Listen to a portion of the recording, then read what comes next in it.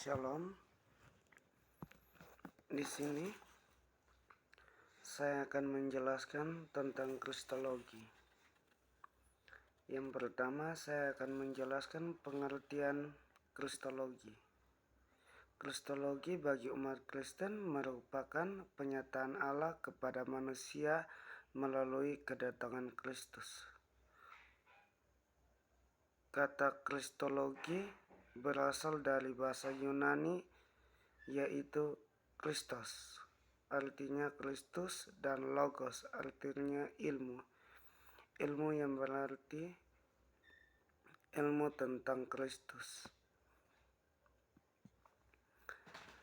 Dan yang berikut, Yesus sebagai manusia sejati.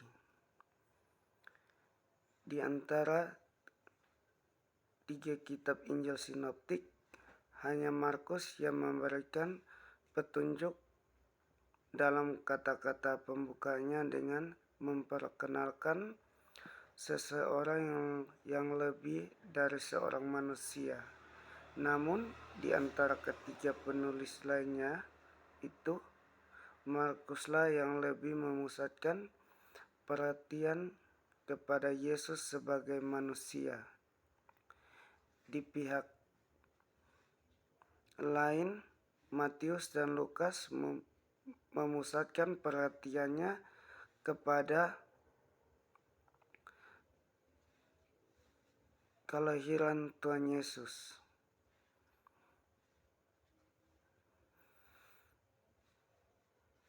Menggambarkan Yesus dalam keluarga manusia yang biasa. Yang berikut tulisan-tulisan Yohanes. Kitab ini diawali dengan tulisan mengenai keberadaan Yesus sebelum segala sesuatu ada. Namun sangat mengesankan bahwa kitab Injil ini juga berisi hal-hal yang jelas mendukung kemanusiaan Yesus. Pernyataan dalam Yohanes 1 ayatnya yang ke-14 yang berbunyi, "Firman itu telah menjadi manusia dan diam di antara kita, dan kita telah melihat kemuliaannya." Di satu pihak menekankan bahwa Anak Allah yang menyatakan dirinya melalui inkarnasi. Di lain pihak juga menyatakan kemanusiaannya yang sama dengan manusia.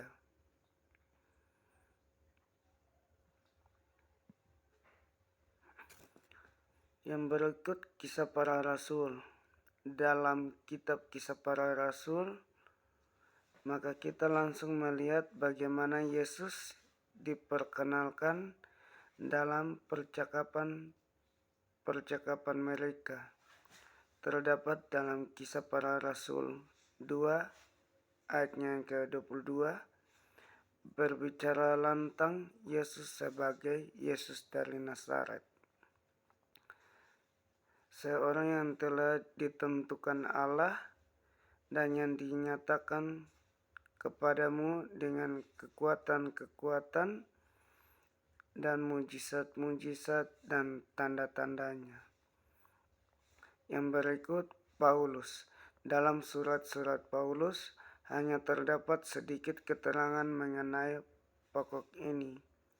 Tetapi kekurangan itu sering dilebih-lebihkan seolah-olah mendukung pendapat bahwa Paulus tidak menaruh minat pada kehidupan Yesus sebagai manusia dalam sejarah. Paulus mengetahui bahwa Yesus adalah keturunan Daud, terdapat dalam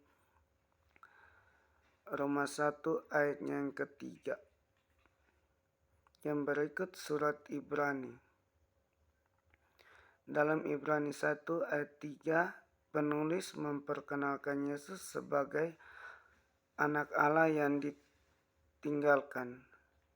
Sesudah itu ia kemanusiaannya sebagai berikut. memberikan perincian mengenai keadaan. Yang berikut surat-surat Petrus. Dalam surat 1 Petrus, kemanusiaan Yesus yang sejati diterima sebagai hal yang benar dan tidak diungkapkan secara panjang lebar lagi dalam kematiannya. Ia menanggung dosa-dosa kita dalam tubuhnya pada kayu salib. Dalam 2 Petrus 1 ayat yang ke-16 terdapat bukti langsung dari saksi mata atas peristiwa Yesus yang dimuliakan. Yang berikut kitab Wahyu. Kitab ini terpusat pada Kristus surgawi yang telah bangkit. Karena itu hanya ada sedikit penekanan pada kemanusiaannya, tetapi dalam penglihatan mengenai Tuhan yang telah naik itu dalam Wahyu 1 ayat yang ke-13. Ia digambarkan sebagai seseorang yang serupa dengan anak manusia. Yang berikut, Yesus sebagai manusia tidak berdosa. Kitab-kitab Injil sinoptik tidak ada catatan yang khusus dalam kitab-kitab Injil sinoptis tentang pernyataan Yesus sendiri bahwa ia tidak berdosa. Tetapi ada tanda-tanda di dalamnya yang mendukung ketidakberdosaan Yesus itu. Kita dapat segera berkata bahwa tidak ada bukti yang bertentangan dengan kesaksian rasul-rasul pada waktu-waktu selanjutnya mengenai ketidakberdosaannya itu. Ia memulai pelayanannya dengan memanggil orang-orang untuk bertobat. Walaupun ia sendiri tidak pernah menyatakan kebutuhannya untuk bertobat. Pada waktu ia dibaptis oleh Yohanes, pada mulanya Yohanes ragu-ragu. Tetapi akhirnya ia setuju untuk membaptisnya. Terdapat dalam Matius 3 ayat yang ke-14. Yang berikut tulisan-tulisan Yohanes. Catatan Yohanes yang menggambarkan Yesus sebagai anak Allah dan juga manusia sejati menyatakan secara tidak langsung mengenai ketidakberdosaannya dalam Yohanes 8 ayat yang ke-44. Yang berikut kisah para rasul. Pada khotbah Petrus di Areopagus, Paulus menyebutkan bahwa Allah dengan adil akan menghakimi dunia oleh seseorang yang telah ditentukannya. Terdapat dalam kisah para rasul 17 ayat yang ke-31. Tanpa menerangkannya lebih lanjut, jumlah bahan kristologi dalam kisah para rasul terbatas sekali karena maksud pengarangnya, sehingga tidaklah mengherankan jika tidak ada lagi yang dikatakan secara jelas tentang ketidakberdosaan Yesus. Yang berikut Paulus. Hal ini dinyatakan khusus dalam 2 Korintus 5 ayatnya yang ke-21. Dalam ayat ini Paulus mengatakan dia yang tidak mengenal dosa telah dibuatnya menjadi dosa karena kita. Secara jelas di sini dikatakan bahwa Yesus tidak berdosa, walaupun ada masalah yang mendasar mengenai arti pernyataan dibuat menjadi dosa. Yang berikut surat Ibrani.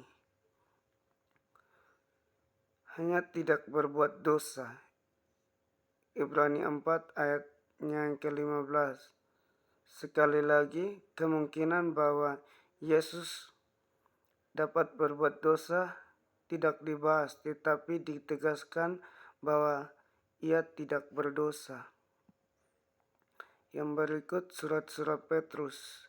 Di sini Petrus mempertahankan bahwa Kristus tidak berbuat dosa, dan pada saat yang sama ia menegaskan bahwa ia memikul dosa-dosa kita supaya kita yang mati terhadap dosa hidup untuk kebenaran. Terdapat dalam 1